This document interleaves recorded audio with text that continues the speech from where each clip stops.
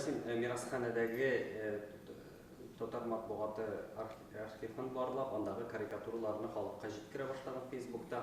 Менә ниш сәбәпле бу эшкә алындың һәм нәрсәгә игътибар иттең, кайсы матбугат чараларын укыйсың?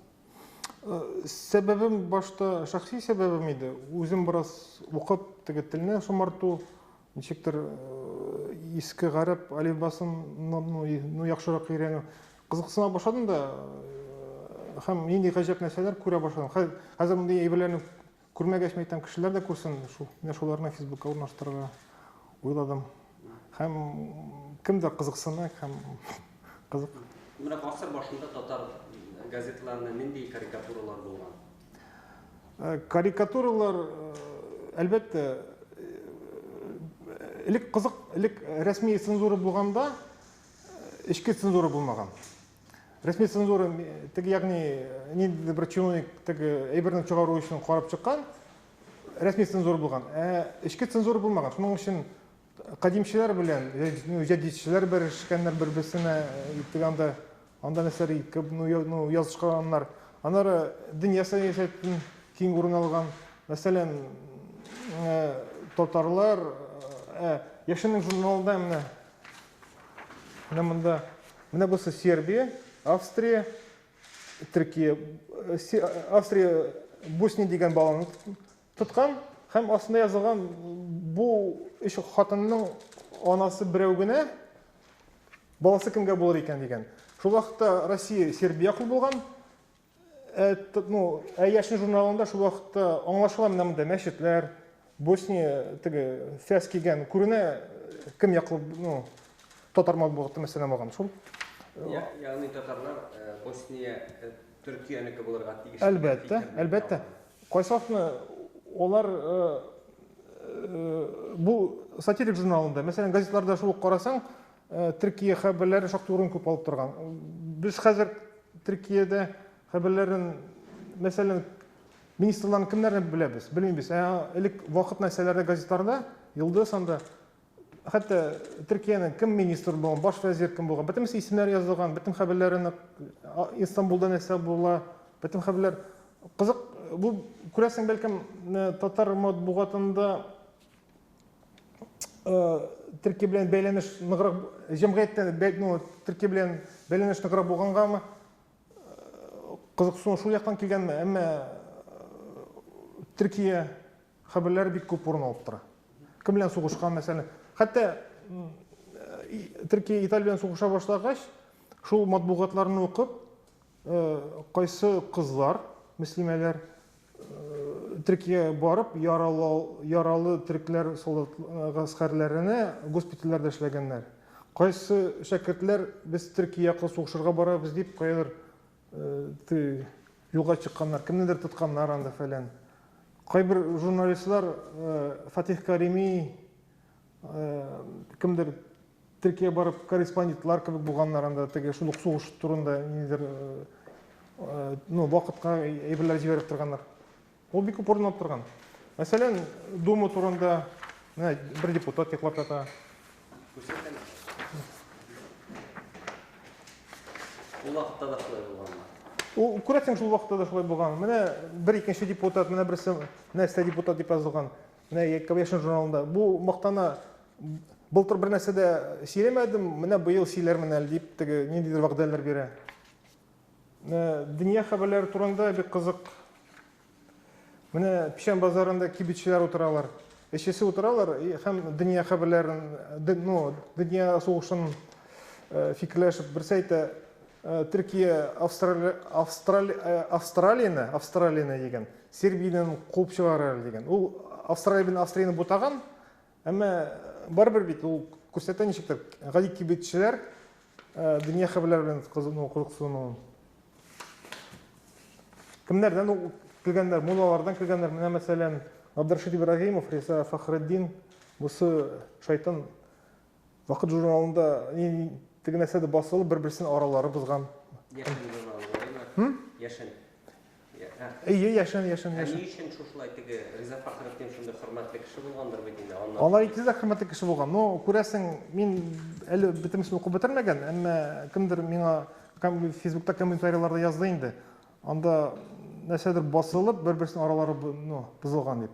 Бәлкім фикірлері туры келмегендір. Хәтта икісі де қази болып эшләгән, икісі де духовный управлениеда, ягъни дини назаретта икісі де қази бір вакытта диярлек. Һәм шушындай теге мәсәлән хәзерге мөфтиләрдән, казыйлардан мондай карикатура. Әлбәттә. Юк, хәзер булмый, чөнки теге әйтәм бит, шул вакытта тышкы цензура булган, эчке цензура булмаган. Бәлкім бұл матбугат шәхси булганганмы, ягъни кем акча таба, шул анда бер чыгарады, анда журналмы, газетын, бір-бірсен анда клишелер, бір-бірсен танкыйтиләр, бір-бірсен хәтта менә Муса Бигиевны килгәннәр, менә Муса Бигиев, менә әтәшке бик асаганнар аны. Бу Коръәндә хаталар тапкан да, толыкларын, муллаларын чакыра килегез, сезгә җим таптым дип, ягъни фикерләшергә, анда гайбәткә менә сәдерме, шул кызык. Әстерханда менә бер вакытта эш газет чыккан да, бер-берсе белән шугышып атканнар. Осы хәзерге депутатлар диярсең, әнә Казан собраниесында, Казан думасында гласныйлар, әнә мендәрләр белән күтәреп чыгып баралар. Кызык. Һәм Ягъни дигәнне әйтергә телиләр. Ягъни шул менә кадимчеләрдән килгәннәр менә телләре үткенләнде дип, теге бер яңа китап чыккан анда. Җәдичләргә каршы. Менә булар хисләнеп, шул китап белән кырылган имеш, теге телләре үткенләнгән. Хәзер муллалардан кем дә килми. Ул табуирный система, теге, мәсәлән, Франциядә нидер журнал сатирик чыга бит әле. Теге диннән килгән. Бездә шул ук әйбер диярлек булган дип. Монда диннән килү булмаган диярлек. Монда әмма муллалардан килү булган. Хәзер муллалардан килү монда юк бит. Юк. Хәтта ул ничектер хәзер муллалардан гына түгел, депутатлардан да килмиләр. Элек бит Тукай элекке байлардан килгән анда Сайдашевлар. Аларны Чайдашев дип теге ничектер анда язып күпәйеп теге басылган. Хәзер байларны алыйк, мәсәлән, кем депутатларны анда, таифныкларны, кемнәрнең килү юк, ул бездә татар матбугатында табуирный теге тема. Ягъни телгә алмый. Бар тик бу сәбәпләрне аңлыйм мин, әмма бәлкем башкача ярамастыр да. Әмма Фейсбукта килеп була бит. Мин теге шуның өчен раз менә бу мәсәлән бер малай китергән яңа матбугат, бу кадимче үзе сырашып утыра, үзе юк, мин теге бу малайны куып чыгарга җыена. Укымый инде дип вакытым. Газета укымый инде, сыраша. Бу брас наивнырак, бер хатын-кызларның баш киеме теге ничек үзгәрә. 18-нче гасыр, 19-нчы гасыр, 20-нче хәзер һәм киләчәктә. Хәзер киләчәктә була киемиләр инде, барыбер кызык карага. Һәм бу әйберләр минемчә мирасхана сайтында әгәр дә бу бөтен барлык әйберләрне Кирилл алфавиты белән бастырсалар, бик күп файда булыр иде. Галимнәр өчен. Гади кеше бәлкем укымас иде, әмма милләткә бай бер кайтарсалар, искиткеч нәрсә. Чөнки мин бераз укыйм, кемдер укый, әмма халыкка күбрәк таныш түгел. Бу энциклопедик әйберләр кебек. Карикатура аңлаучы зур урын алып торган газетларда инде. Бу юк, карикатуралар газетларда күп урын алмаган, әмма шул вакытта берничә сатирик журнал чыккан. Яшен, Ялт-Йылт, Карчыга, Чүкеш, Туп, бәлкем тагын кайсылары бардыр, белеп бетермим. Хәзер бер чаян чыга, аны күргән дә юк, ишеткән дә юк. Чыгын беләм. Ул шул карикатураларны нинди урын алып тора алайса?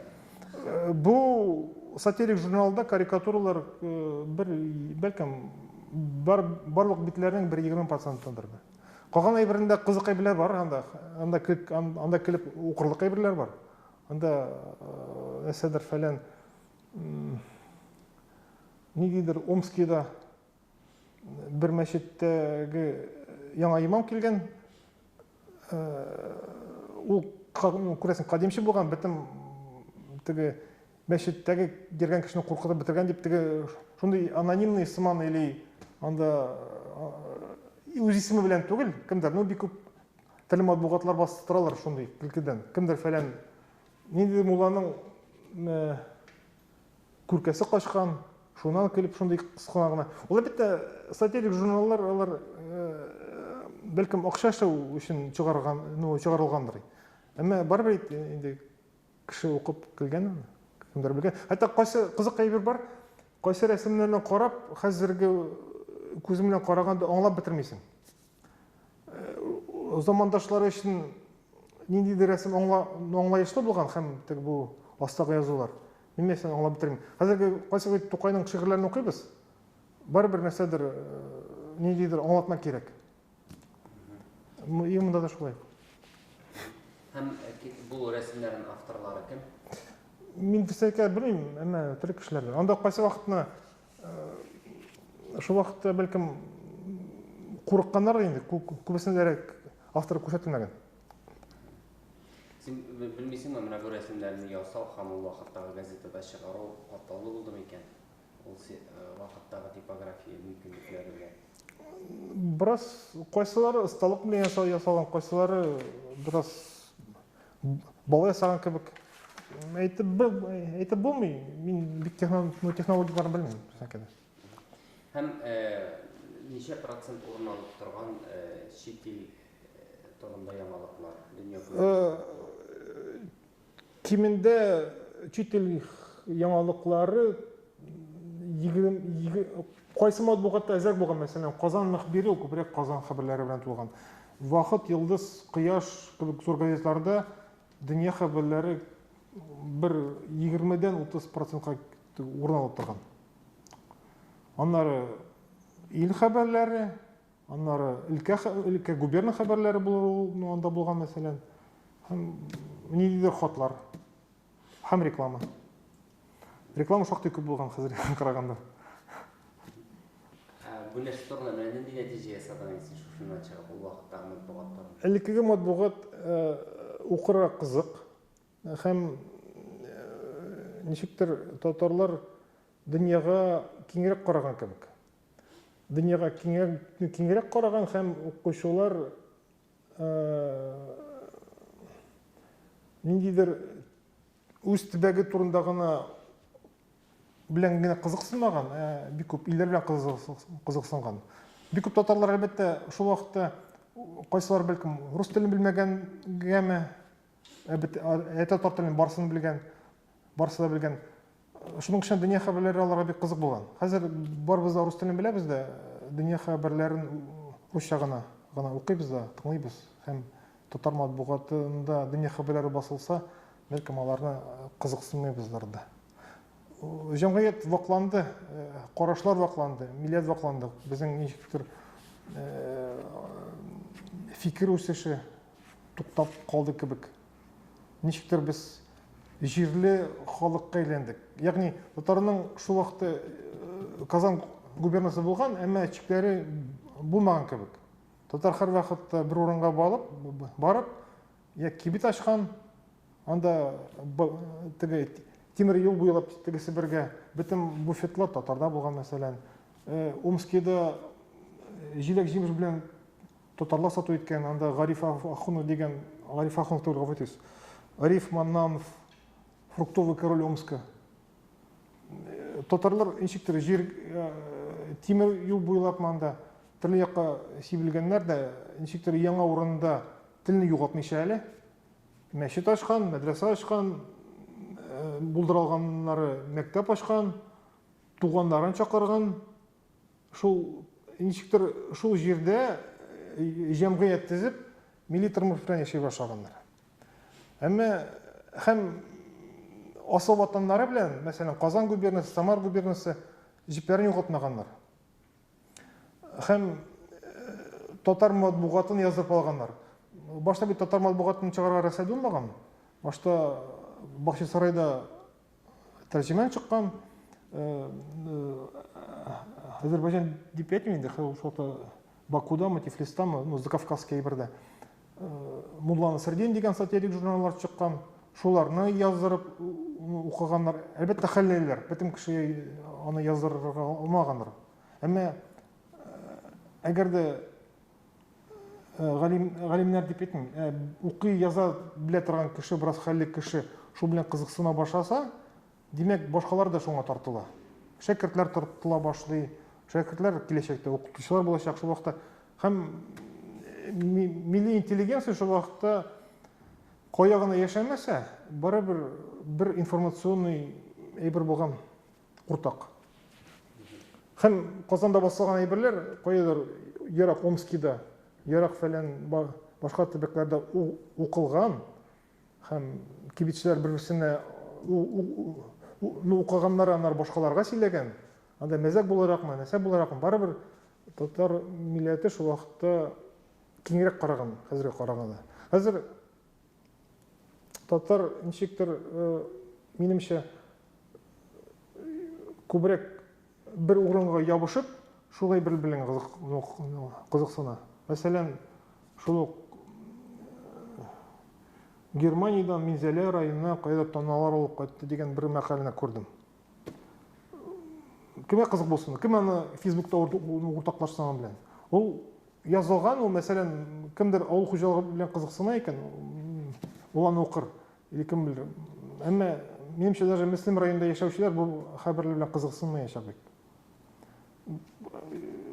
Бу ниндидер дөнья хәлләрен язу урынына без менә анда кайдыр нәрсә узды, монда ниндидер сабан туй узды, фәлән узды, ниндидер бәйрәм узды, җыр бию шул. Без чыннан да вакландык кебек. Татар матбугаты дөнья хәлләрен шушы ракурста гына яза инде. Анда Германиядән бузаулар кайтарылды дигән. Юк, әлбәттә татар матбугатын без сакларга тиешбез.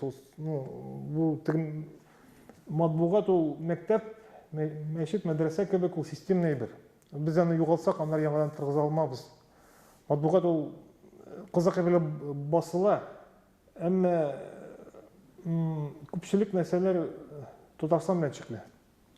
Мәсәлән, шул Казанда барлык матбугатлар чит төбәкләр белән кызыксынса, бары тик татар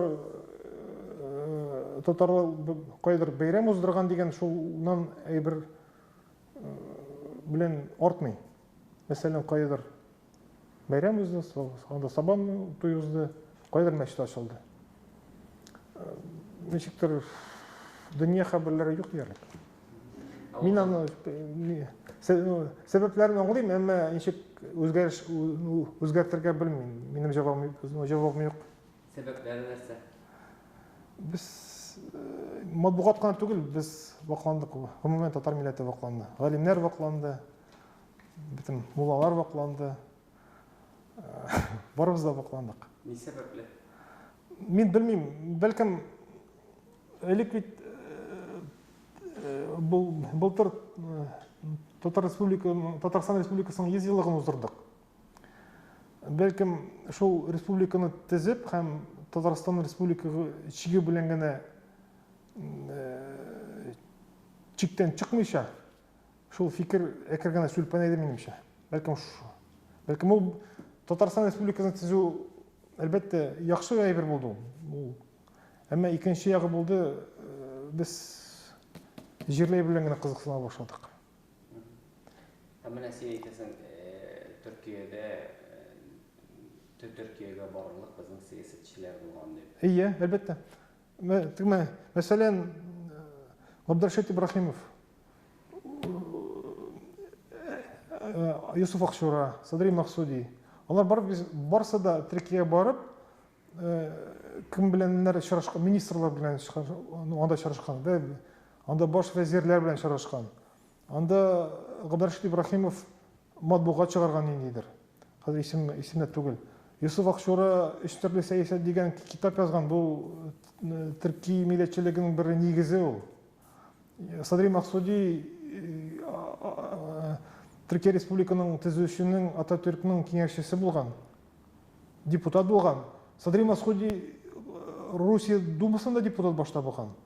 Аннары Түркияга көчкәч мәхәҗерликкә, анда депутат булган. Андый кешенең дөньяда нинди кеше бар, 2 илдә депутат булганы. Бездә бар татарда Садри Максуди булган. Хәзерге вакытта карасак, андый кешеләр Түркиягә йогынты ясарлык кешеләр юк бездә.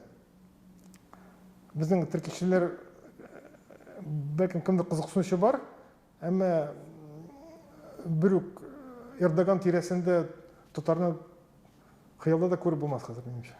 Чөнки без урыныбыз бик югары түгел. Ничә була икән? Без күтәрелә алабызмы? Ничә күтәрелергә була? Күтәрелә алабыз, әмма минемчә монда аны мин гади кеше, мин инженер, минемчә җавап миңа үземә генә җавап табарга кыендыр, аны минемчә интеллектуаллар, татар интеллектуаллары җыелышып ничектер рәсми булмаган стратегия язарга кирәк. Рәсми стратегия, конгресслар әзерләгән рәсми стратегиялар, алар әрәм бик күпмедер хезмәт, әмма бу кулланырлык хезмәт түгел аны. Ул рәсми, ул әлбәттә кануннар белән чикләнгән. Безгә бәйсезлек турында әлбәттә хәзер сүз алып бара булмый. Без анда телне үстерү, әле үстерү түгел, күбрәк саклану дигән, телне саклый дигән сүз анда бик күп урынлап тора. Саклык дигән ул нәрсә? Ул үсмәү дигән сүз. Ягъни без сакланыйк әле, бер нәрсәгә безгә тимәгез, без менә бу чыршы астында гына тыныч кына утырыйк, безне бүре ашамаса дигән, сакланыйк дигән сүз шул. Телне саклык дигән сүз ул бары бетү дигән сүз. Ул үсү юк анда. Элек татарлар без сакланыйк әле дип утырсалар, Юсуф Акчура да, Садри Максуди да, кемдә алар бер кайда барып, бер нәрсәдә ирешмәс иде. Бер нәрсәгә дә. Шул вакытта ниндидер татар дәүләтләр дә торгыза алмас иде. Саклану дигән сүз ул ничектер ишек барлык ишекләрне ябып, дөньядан качып, бер урында гына утыру. Саклана ул. Архивта документлар саклана, музейның пыяласында әйберләр саклана, әмма ул үлү дигән сүз. Ул тузан белән каплана, сакланды ул. Әмма үсү юк. Үсү өчен нәрсәдер рәсми булган стратегияларны язарга кирәк. Ул галимнәр җыелышып, ул рәсми булмасын, әмма һәр татар аны ничектер телдән телгә әйтеп, менә безгә шуны эшләргә кирәк, без ничектер үзебездә генә тормыйча, бәлкем күрше халыкларга ислам динен тарату, бу искиткеч матур идея. Ул әгәр дә без ислам буенча җәннәткә керәбез икән, кагыйдәләр барыбызны үтәп, башкалар керми, без аларны ислам аркылы җәннәткә кертергә тырышачакбыз. Менә искиткеч яхшы идея.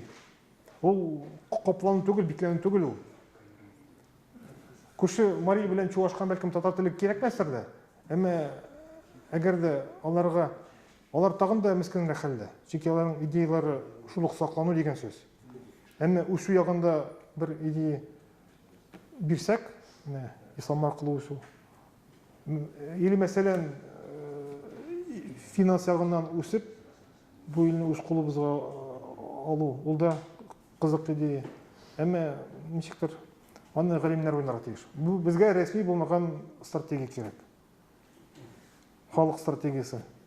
Ул аннары ничектер аны һәр кешегә аңлата алсак, бу ничектер саклану гына түгел, үсү булачак. Әкрен үсәрбез алай булса.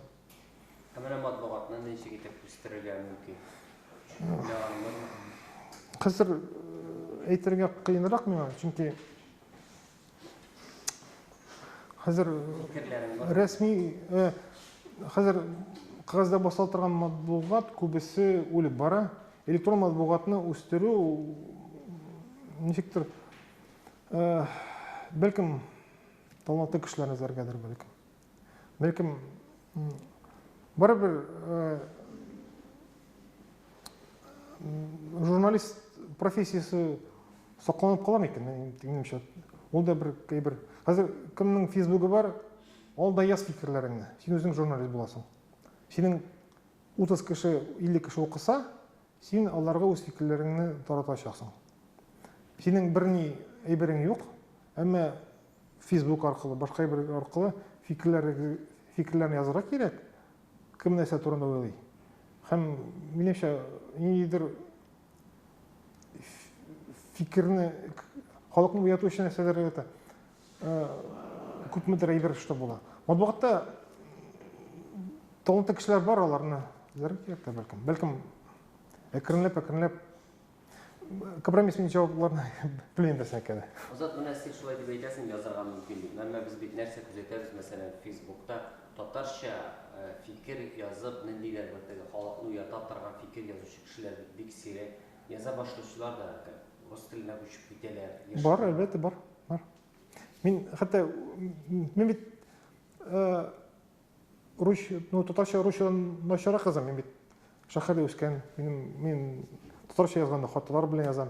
Әмма шулай шул вакытта татарша язарга Фейсбукта тырышам. Чөнки әгәр дә син татарша язмыйсың икән, демәк шунда бу бетү дигән сүз. Әгәр дә кеше үз мәчесе белән татарша сөйләшми икән, хуҗасы, ул татар теле нәрсә өчен кирәк булачак ул? Әгәр дә без Фейсбукта, кайдыр Инстаграмда, фәлән башка урында татарча язмыйбыз икән, татар теле безгә нәрсәгә кирәк? Татар теле сиңа, миңа, башка кеше кирәк булырга кирәк булсын. Син дөнья белән нинди телдә аралашасың? Мин үзем белән кайсы вакытны хатым белән русча сөйләшә алам. Кайсы вакытны кем беләндер русча сөйләшә алам. Әмма мин үзем татар оешмасында эшләмим. Мин үзем инженер буларак, бу анда аралашу русча бара. Әмма сирәк кем беләндер барыбер татарча сөйләшәм. Әмма Facebook бит бу синең көндәлек сыман. Бу синең дөньяга нәрсә күрсәтергә телисең. Татарча язарга кирәк. Әгәр дә татарча язучылар аз икән, демәк шуны язган инде. Һәм менә безгә икенче җан исәп якынлаша безнең теге иң авырткан урыннарыбызның берсе Башкортстандагы татарлар. Бу хакта син нәрсә уйлыйсың? Нинди булыр җан исәп нәтиҗәләре? Социаль шушындай агрессивлык күзәтәбез бу мәсьәләдә. Социаль челтәрләрдә агрессивлык мин бик күзәтмим. Әлбәттә, анда эмоциялар матбугатка караганда кайнаррак, кешеләр язганда анда күбрәк курыкмыйча язалар. Анда кайнап, анда хисләрне язалар. Минемчә, халык санын алганда татарлар бик нык үсмәс, әмма барыбер күпмедер иркенлек бар. Күпмедер Татарстандагы элек башыр булып язган татарлар күпмедер татар булып язылачак дип уйлыйм. Чөнки хәзерге вакытта Шакир заманында түгел, Рахимов заманында түгел, хәзерге Башкортстан президенты бик аны карасак, аның бик тотрыклы бетем штурвалны бетем үз кулына алган дигән дип тигешәм. Барбер Башкортстанда күпмедер иркенлек бар. Әлбәттә, рәсми якта пропаганда бара. Сез северо-западный башкортлар, ниндидер татар телле башкортлар дигән ниндидер рулар буенча нәрсәләр анда әйбер куялар районнарда. Әмма бу бөтен акчалар әрәмә китәчәк. Башкортстанда, мәсәлән, татар һәм башкорт белән аермасы. Элекке матбугатка кайтканда, башкортлар шул ук татар матбугатын укыганнар. Шул вакытта ниндидер үз хатларын, әйберләрен язып бастырганнар татар матбугатында. Әмма ниндидер аерылышу, без аерым милләт дигән әйбер юк. Бөтен әйберләре күбрәк финанс ягыннан, ягъни безгә җир кайтарырга кирәк, элек бездән тартып алынган, анда тагын нәрсәдер. Әмма башкорт милләтчелеге идеологиясе 30-нчы елларда гына башлана. Менә 20-нчы елларда Башкортстан Республикасына берделәр. башта бітім документта бары бітім матбуғат татар тілінде барайды. 27 елларда документта бары тәкіргенде башқұрт тіліне көше башлай. Әмі һәм бітім идеологиялары нәсілі қырылған, не қазір қарайым, біз татар түгіл дегеніне. Бұл милләт үсішіне біз кімдір түгіл деуі, ол дұрсенкейді түшәм кебек ол фикірін өстірмей. Яғни біз татар түгіл деп ғымыр бойы шолай өсіп болмай. Әгер де башқұртлар бітім кінләшу, бітім Татарстаннан, татар сан яғынан көбірек, бізде көбірек бұл деген әйбір оңыша кетірмейшік. Меніңше Башқұртстанда әкіріліп, татар саны үсешек. Бұл қатты нәсілен көріне, қай бір башқұрт жыршылары Қазанға келіп татарша жырдай башылар. Елдің грей, ол бет аңлашыла. Әгер де татар тілінде жырласаң, концертлар көбірек, кремлер көбірек. Демек, татар жырлау, татар тілінде ижат ету отышларақ. Ол башқа берді шолай.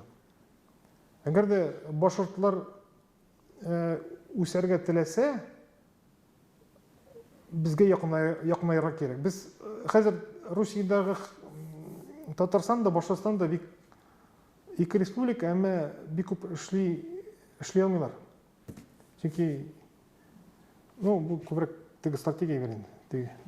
Яқын айыдан аларды кейінемене мәселен, ол әріп жоғалуға кетірмей, мәселен башқұрттарын әріп жоғалуына татарға қосылу. Башқұрт тілінің жоққа шығуына қойылды.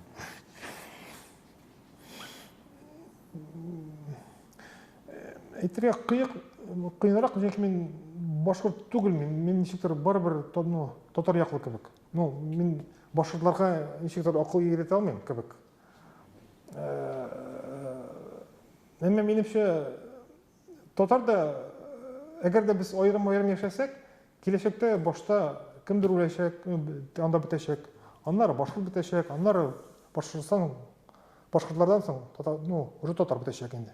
Шолай бір-бірізіні бітуін қарап отырғанша, бірләшсек, еге әлбәттен недейдір авазлар жоғалашақ бәлкім тілімізде. Тілімізде недейдір өзгеріштер болашақ. Бірләшкенде әр вақытны кімдір нәрседір жоғалта, нәрседір таба. Әмі асылда бары бір ортақ тілдер яқын бетінде.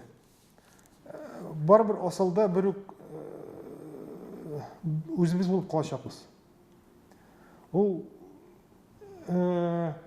менің балам әзірек қазіргі татар әдәби тілінде сөйлешмесе, әзірек нешіктір оваздары, қай бір сөздер башқа шырақ яңғыраса, менің мұнықларымда, мен шоңа риза болар едім. Чөнки бір нәрседе өзгермейше тұрмай. Әгер де біз бірләшсек, нәрседер оваздар өзгерешек. Меніңше бір не қайғы қасірет жоқ. 200 елілік кімдер ғалимдер жазғанына, біз оларны оқысақ анда қызметлерін, тіл өзгеруін көреміз. Шының үшін біз қазіргі міне татар тілінің қанунларын, башқұрт тілінің қанунларын чиклер білен ейлендіріп, бір нәрсе өзгермесін деген сөз, меніңше, искусственный бірлер.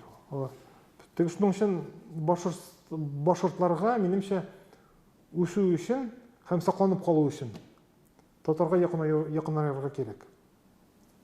Чөнки бұл башқа жол жоқ. Бикләніп, сақланып, бұл резервацияда кебек музейінің пияласы артында сақлану. Әгер де өсулерін тілеселер, нешіктір дүнияға ашылып, нешіктір кім білен бірләшірге әзілерге керек. Ол башқұртларға ғана түгіл, бізге де ол. Меніңше бізге башқа түркі халықлар білен яқынайырға керек. Шул мәселен, мұнда өзбектер кішілері келе екен, біз шет кішілері қараға тиіш түгіл. Тіллері яқын өзбеклердің. Олар келешекте бәлкім татарлар болашақлар. Олар біздің монда килгәннәре. Бәлкем без әзрәк үзбәк ягына күчәрбез. Теге тел ягыннан. Алар безгә біраз фонетик ойырым болса да, асылда біз ортақ біздің тіліміз, кәбі тілдеріміз. Шол Қырым татарларында Түркия яғына мәдәнияті біздің яқынайтара керек.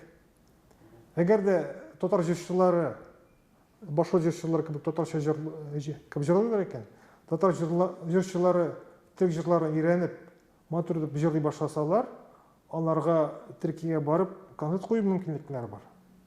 Барыбір нешіктер танылу мүмкіндіктері бар. Ол бізге өсу жолларын зәр керек. Өсу жолларын. Ол башыларға да, татарға да. Әгер де, мәселен, тағында ерағырақ кетсек, Сібір яқларына, қайбір Сібір татарлары біз айырым деп, біз татар түгіл, біз Сібір татарлары деп, Сібірәклер деп, теге бір идея қайбір кішілер шығаралар екен. Ие. Бұл бүтуге жол. Чөнки ол бірләшу яғына түгіл, киму яғына алар жолын сайлайлар. Біз айырым, біз кими, біз сақланып қалайық әлі, біз менә шондай фәлән. Әмә бұл бүлену туқтай алмайшақ. Чөнки Сібір татарлары бір милләт түгіл алар. Алар арасында бұхарылықлар бар, тімәнліклер бар, тағы нәрселерінде һәм бір өлкәдә генә яшәмәйләр, тімән өлкәсендә түгел. Омск өлкәсендә бар, біраз тагын ерара кисәк танда. Новосибирск өлкәсе, Томск. Аларның берләшү мөмкинлеге юк. Ул тактик ягыннан мин Сібір татарларының классигі булам дип теге бүгінгі көн үшін бәлкім ол өзіне дәрәжәлі өзі үшін сонаған дәрәжәлі исем ала екен. Әмә итәге милләте бетәшәк һәм ул кемгә дә кирәк булмаячак.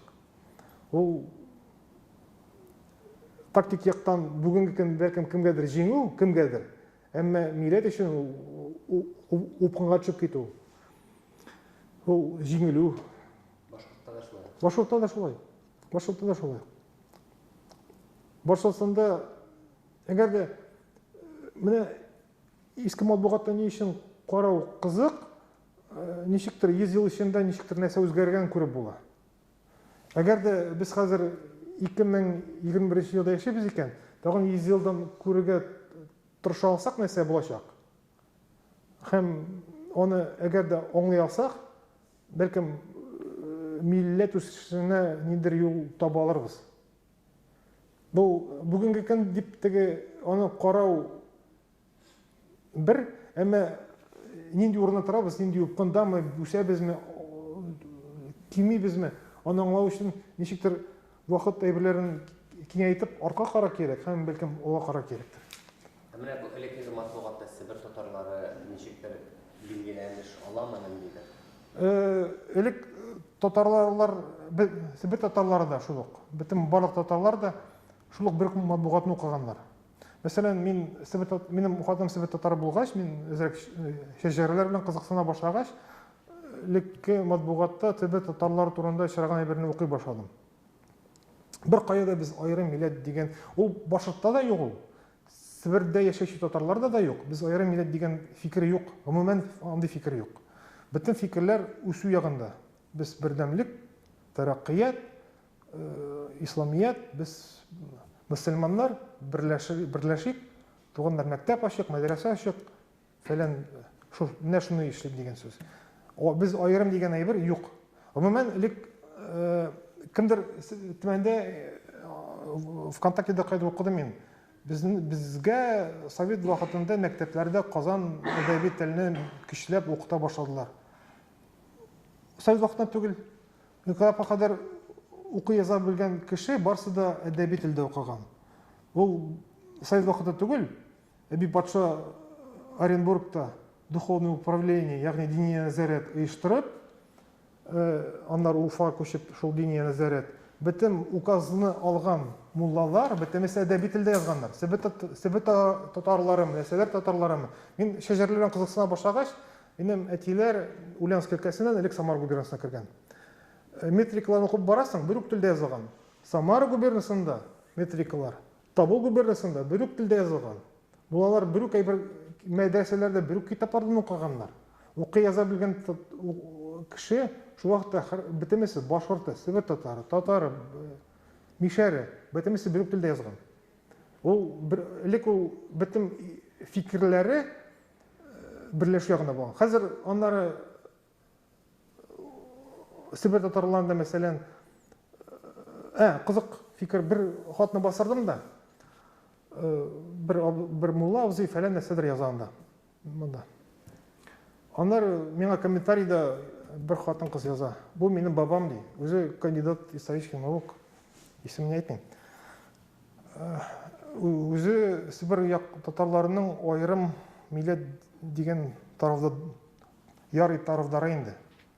Әйтәм, мин аңа комментарий яздым. Әйтәм, бабагыз бит гомумән башка әйбер турында уйлаган. Аның фикер үсеше берләшү ягында булган. Ә сез гомумән икенче якка борылгансыз, икенче якка барасыз. Время такое ди. Әйтәм, әмма минемчә уйланырлык әйбер калдырганмындыр мин. Себер татарлары элек берләшү ягында булган. Хәзер 90-нчы елларда, 80-нчы елларда татар мәктәпләре ябылгач, яңа буыннар татар телен укымагач, бөтү ягы шунда башландылар. Аларга татар телен өйрәтеп, әдәби телләрне өйрәтеп, җирле тел бетмәгән. Ул мишәрләрдә кебек. Мишәрне журналист алдында басырасың, телевидение янында, ул әдәби телдә сөйләшә. Авылына кайта, мишәрчә сөйләшә. Буларда да Себердә дә шулай булган. Әдәби телне белгәннәр авылларда үз телләрендә сөйләшкәннәр. Бер-берсенә каршылык булмаган. Бу ике тел бер-берсенә байтылып барган. Татар әдәби теле укыткан мәктәптә укытканга ул фундамент кебек булган, базис. Җирле тел дастройка кебек. Фундаментны какшатасың икән, җирле телдә җимереләчәк. Ул бетәчәк ул, әгәр дә әдәби телдән аерылсалар. Кызык, хәзерге Себер татарларының телләрен, яңа телләрен, текстларын кайбер анда тырышалар, анда әйбер бастырырга, алифбанда укый башлыйсың, әмма күренә татар теле ул. Әмма автоматик рәвештә Б хәрефен П-га алыштырылган, Ч хәрефе Ц-га алыштырылган, тагын нәрсәдер анда. Әмма Казан телен белгән, әдәби телен белгән кеше аңлый ул аны. Ул искусственный бер ул икән. Хәзерге аларның кайсы якка үстерергә тырышулары. Шуның өчен, әгәр дә аерылырга теләйләр икән, бу үз милләтенә балта чабалар дигән сүз. Әгәр дә сакланып калырга теләйләр икән, берләшергә кирәк. Һәм менә бу шушы матбугатта татар ничектер халыкның милләте ничек билгеләнә, кешеләр үзләрен ничек язалар иске матбугатта. Татар дигән сүз кулланыламы? Ул татар дигән сүзне кулланыла, әлбәттә кулланыла.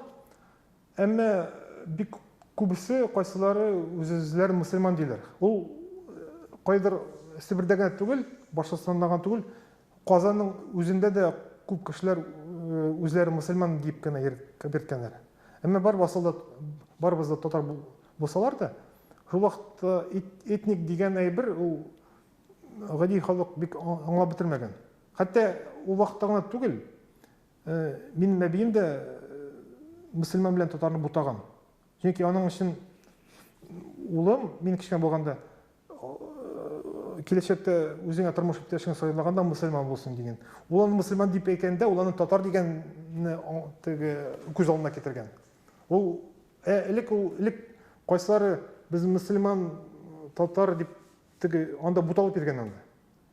Шул. Һәм менә бу әйтәләр бит инде, имеш менә мәсәлән Башкортстанда яшәштергә туры килә, башкорт дигән әйбер бик күптәннән борынгы заманнардан булган татар дигән сүз булмаган.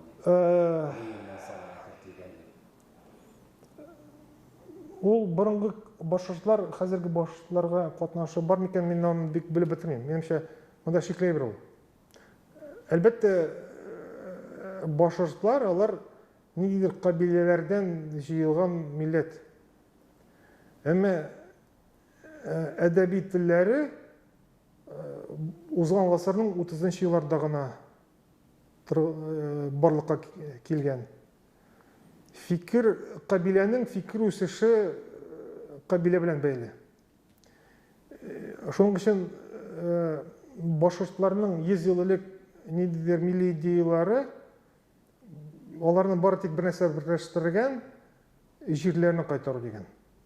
Ул ниндидер идеология түгел, ул бары тик экономик ничектер таләпләр. Шул ук Заки Валиди вакытында бөтен безгә җирне кайтару дигән. Шул ук Заки Валиди үз гаскәрен татарны да җыйган. Анда аның кем Алкиннар, әсәр тагын кем шул Бу матбугатта башкорт дигән сүз белән кулланыламы, булмый? Бар. Әмма мишәр сыман куллана. Мишәр дигән әйбер бар. Анда хәтта кайсы вакытны матбугатта Мишәрстан дигән сүзне шартканы бар. Кызык. Әмма Татарстан дигән шарткан сүзне бар. Әле Татарстан Республикасы төзелмәгән. Әмма кайда бер җимлә укыдым, Татарстан белән Казакстан мөнәсәбәтләре йөзәр ел инде бара дигән сүз әйтә. 1913 елда бу бердән басылган бер җимлә. Ул башкорт, татар, мишәр, ул ниндидер милләт буларак кына түгел, күбрәк ниндидер татарның бер өлеше дигән сүз кебек кабул ителә. Әгәр ул булган башка сүз, әмма минемчә ул татардан аерым милләт дигән сүз әйберәт түгел, мәгънәдә түгел. Ул ничектер шул ук мишәр кебек инде. Хәзер мишәрләр кем? Чын татарлар. Мин үзем яртылаш мишәр, кемдер әйтә, мин кем булыйм инде? Әнием Теләч районыннан, әти ягыннан әби белән бабай Ульяновск өлкәсеннән монда күчеп килгәннәр Казанга мишәрләр. Хатыным Себер татары. Улым кем булсын? Башка әйбер юк, татар инде.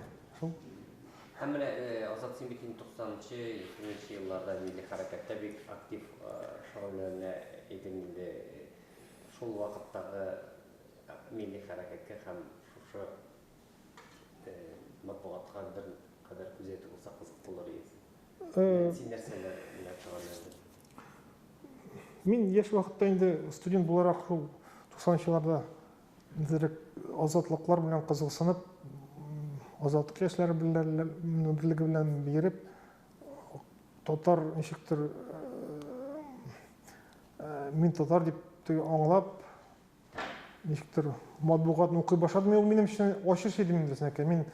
Мин балачакта татар матбугатын укымый идек без. Мин Пионерский правданы яздыра идем. Казанда үскәч һәм татар матбугаты белән азат хатын килә иде. Шуннан башка бер нәрсә иде, татарча матбугат килми иде. Бу әтиңнәр гаип түгел, бәлки шулай булгандыр инде. Әмма татар матбугаты белән мин 90-нчы елда Шәһри Казаннарга аерым рәхмәт әйтәсем килә. Шәһри Казанны, чөнки татар теле өйрәнү өчен киосклардан төрле газетларны сатып ала башладым һәм кайсысы кызыграк икән дип укый башладым. Иң ошаганы шул вакытта Шәһри Казан һәм шуны укып аннан язылдым һәм укыганда бик күп сүзләрне аңламый идем. Шул маркер белән, фломастер белән сызып аңламаган сүзләрне, шулай әкрен телләрне өйрәнә башладым. Телләр түгел, татар телен кайтара башладым үземә. Һәм минемчә шул вакытта татар матбугаты хәзерге матбугатка караганда бәлкем кызыграк булгандыр. Әмма бу субъектив караш. Ул минем ничектер яңа ачыш кебек. Мин менә яңа дөньяны ачтым, барсы да кызык. Бу яңа ниндидер бөтен Салават күпере кебек акыл кары дөнья түгел. Менә шундый шундай мезгіл еді, міне бітім тісі телевизор сатып алған кебек бірінші тапқыр қобызғанда. Міне шундай екен дүние ол. Қазіргі нешіктір тынычландым, андан соң уақытта десек әде татар матбуғатында сирегірек қой башладым. Бірінші журналдығына сатып алам да, бұлай оқыра уақытым жоқ. Қазір интернет уақытларды десек әде қайсы уақытын Татар информ, азатлық хабарларын оқисың да, уже газет оқыра уақыт жоқ. Ол бет әлі ана ие қайтқаш қана почта рәшісіне һәм меніңше 90-шы жылдарда милли харакатта матбуғатта қызығырақ болған кебек тыйыла мені. Әмі сыңырақ әкіргені бұл тігі әйбір шортлаған кебек, тауышы уақыт озғаннан соң нешіктер тауышы да әзәйе, әқі кебек қала ғанайын да шу кебек. Нендер тағын шортлату үшін әкседір, нендер себеп керектір бәлкім. Білмейм. Тоқайт мәшлей уяндық біз 5-ші елда дегенні, мен ояным 90-ші елда, қазір нендер бір дұлқын керек кебек мәселер. Мәселен, ол уақытта телевидениеде қызығырақ деп еткені. Телевидение матбуғат қызығырақ еді. Телевидение бек алай әйтмес едім. Матбуғат қызығырақ еді. Телевидение нешіктір ескі традициялар бойынша бар еді.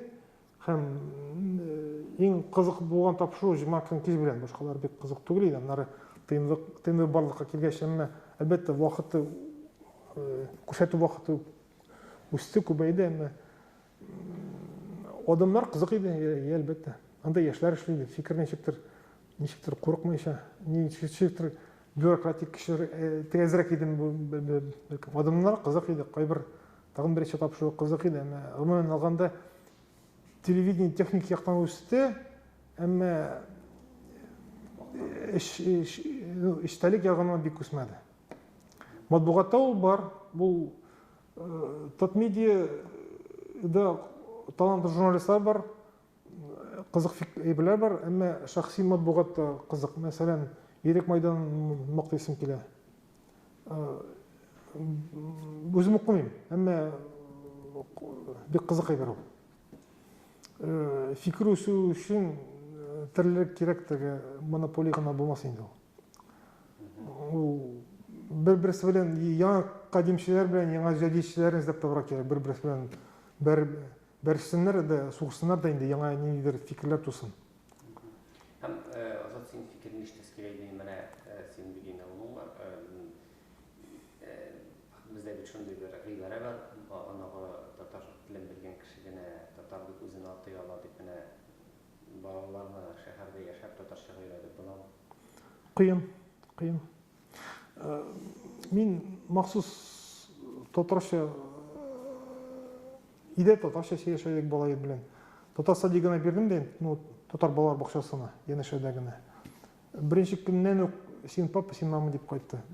Қазір татар ғайләдә күпмедер татар тілін сақлап бола, әмі үсу үшін бала бақшасы керек.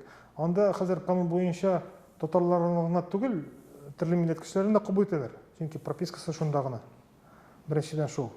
Аннары екіншіден сен баланы татарша білсін деген тырышасың, әкімді тырышмай. Шулық бала бақшасына рус тілі болып келе. Аннары мәселен бар-бір балалар өзара урамда аралаша башлағаш, урысша аралашалар. Татар гимназиясына қазір берілік, қорасам, тәнәфіс вақында балалар урысша аралаша. Татарша оқыту бара, әмі нешіктір көпшілік, нешіктір біз бик тіл яғынан бик асқа тігерегенбіз. Тағын 10-15 жылдан тағын да оянышырақ әлдер болуы мүмкін, білмейм. Сақлап бұларға шетелде бізге айталар, Финляндияда фәлән, фин татарлары, татар тілін сақлайлар деген сөз. Олар бет алында әс, олар нешіктір, білім нешіктір, тігілбәті уникал әйбір. Әмі біз Татарстанда мұнда яшаймыз. Біздің мұнда жерлі әйбірге нешіктір бұл тіліні өстіру бойынша ұяп шығыра кейш, әмі қазіргі урамдағы қазіргі вазғият мына мүмкіндік бермей кебек. Бұл әгер де балаң қайсы вақытына сеңа орысша дәшә екен, мен айтам татарша айт. Татарша айткач мен аңа сұрағанны берем. Әмә барыбер үйде генә тілні сақлау барбыр анасы белән утыра мәсәлән. Аннары барбыр кем белән урамда аралаша.